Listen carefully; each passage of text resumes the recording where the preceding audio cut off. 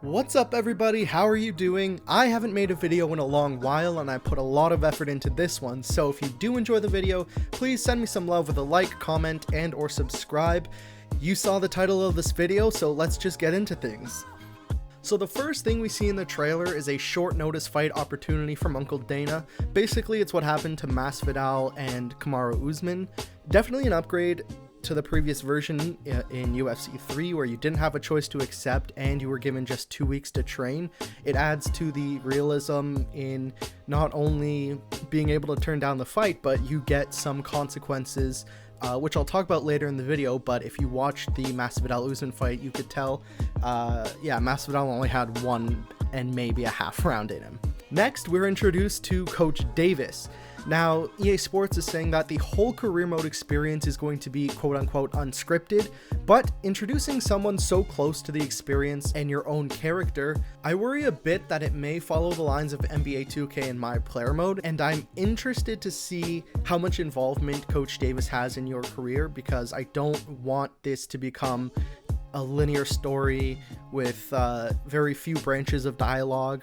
That can take away from the experience for me, and that's definitely not what I want personally. Some people might want that. Some people kind of want like the FIFA or the Madden My Player type experience where it's very scripted. I don't, and there's things that show me that there is some hope that it won't be as scripted, and there's some things that worry me a little bit. After Davis, we get a glimpse into the first UFC rival you might get, quote-unquote rival that is. In UFC 3, your first rival is whoever you beat right before getting into the UFC, so either it's your last opponent in the WFA after Dana White offers you a contract on looking for a fighter, or the final opponent on The Ultimate Fighter if you manage to go that route. Right off the bat, it looks like you can build a relationship, and I wonder if that avoids a path that forces the two of you to fight. Later on in the video, they mention that there are various ways to get your career started, so I'll talk about that later. Next, we have their fighter evolution, and it looks interesting, and if I understand it correctly, it's definitely an intriguing concept. Basically, how you train and fight determines your fighting style. In previous games in my career, your fighting style pretty much only determined your base stats when starting. It seems like if you fight like a kickboxer, you will improve your kickboxing moves, or if you want to improve as a kickboxer, you spar using that skill set to raise your stats. It looks like you can also gain upgrades in perks and attributes with a point-based system, which shows that there could actually be a diverse way to improve yourself. For me, that sounds amazing because training can become pretty boring and tedious, and this will hopefully keep it fresh. Injuries will have an impact on your career, which is cool, but I'll get to that later in this video. The relationship system that they're showing off seems pretty cool. In the trailer, we can see Kevin Lee coming after Jordan Reese, that's the created player, and I'm guessing based on the relationship between you and your opponent leading up to the fight determines the weigh-ins face-off, so that's a cool way to add a bit of immersion into the career mode. We see him shake hands with a guy like Robbie Lawler, who's very respectful, and then we see things get heated with Kevin Lee and Nate Diaz. We also get a glimpse of Jack Hermansson's in-game model, and based off the text, it seems like your relationship affects the cost of your training rather than the discount model of UFC 3. We also get to see Jay Reese calling out Dirty Bird Tim Means for his first UFC fight through some fan tweets. They tell us that all these relationships between fighters, fans, and promoters affect your career. Based on the short clips we do get to see, I don't know how building a relationship with promoters works because we just see a fight contract. And we also actually see earlier the short fight notice, but that's pretty much all they're giving us. I don't know if you can negotiate with Uncle Dana and the UFC, but it looks like there are bonuses tied to the contract, which in itself isn't very different, but hopefully it differs more than in UFC 3, because in UFC 3 you have contract goals, which sort of work as bonuses. You do get the payout at the end of the contract. It's not clear whether your bonuses in UFC 4 will be paid out after each fight or at the end of your contract, but what I'm hoping is that the bonuses themselves vary more than the contract goals did in UFC 3. Here we see Max McDonald trash talking Mr. Reese, I don't know if this is a different path than the one where they called out Tim Means to begin their UFC career, but I hope that this shows more interaction between you and your current opponent other than just your rival and the times Megan O'Leary reaches out to you for a question. Here we have training with specific players, which sounds awesome, and we got a tiny glimpse into it with the Jack Hermanson shot. The reason I think it's so cool is, like, that's what fighters do in real life. The one moment I always think back to is when Tyron Woodley brought in Sage Northcutt to his camp to spar with in preparation for his fight with Wonderboy. So that's another way to try to immerse you in a realistic experience, and the more realistic the experience, obviously the better this game is going to come across. Here we get to see a really cool sequence which has happened in real life.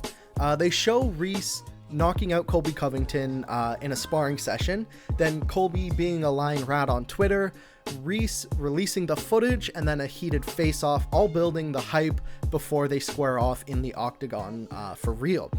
Again, I'm worried that this will occur automatically if you knock out a real fighter in sparring, and then it becomes pretty much scripted from there. It would be cool if nicer guys don't trash talk and don't call people out very rudely while douchier fighters like Colby do. I think having realistic personalities behind real fighters would be an incredible way to improve the model, but I fear that it might just be more of the same copy-paste type situation. The unscripted story part of this video doesn't need too much breaking down. They lay it out pretty cleanly, and having belts outside the UFC, even if it's just one organization, the WFA, that's an amazing feature because we see so many fighters come in as champions from around the world, so you don't have to just enter the UFC as some minor league bum, which I think, again, anything that adds to the realism makes this game better and makes this mode better. Also, the ability to move down in weight is a much missed feature because fighters don't always go one way in their career. We've seen guys like Anthony Pettis move down from lightweight to featherweight and then jump back up to welterweight. So that's just one example of guys moving down as well as moving up, and there's tons of other examples. But another reason I don't like just moving up in weight as a feature is because in UFC 3 you could theoretically start your career with a welterweight Conor McGregor and theoretically have him fight in the middleweight division, which just isn't feasible. Go away, Anderson Silva. I mean, unless you want to see that fight, I don't know. Now, coming back to injuries, here they kind of expand on it. I like that you can get injured while sparring or training, or while you're fighting instead of just the old way, that is. In UFC 3, you can get injured while quote-unquote training, basically just upgrading your skills. That injury would affect your stats, but not much else, and you could get rid of certain ones by going to training rehab, and some you were just stuck with. So we get to see that injuries affect you in a couple different ways. Right here, you get to see that an injury affects how much you can improve in camp, which is much more realistic. Obviously, if you have a foot injury while you're in training camp, there's not too much that you can do in terms of like movement or cardio. So that would definitely limit someone in real life. So it's cool to see those limitations. And of course, you can throw your money and get rid of the injury. I don't know if it'll be similar to the old system where some injuries you just have to stick with and they take a hit on your stats. I don't know. We obviously don't get to see that much. But in this shot, we see that his stamina is decreased because of a short notice fight, and it appears that his leg is weaker because of that injury that we just saw in the training camp, which is the type of realism and immersion that I've been looking for in games like this. I love it when stuff, even small details like that, are included and are paid attention to in career modes. The other way I hope injuries affect your career is how long you have to recover before you can train or fight again, similar to Fight Night Champion. So all of these features have me more excited than I thought I would be because I didn't think they would overhaul career mode this much. I thought we'd be in for more of the same, and that would have been a little disappointing, but I'm definitely glad to see all the tweaks and improvements. The last question and the last sort of thought I have is that I hope you can still use real life fighters in career mode, like the footage of mine that I've shown.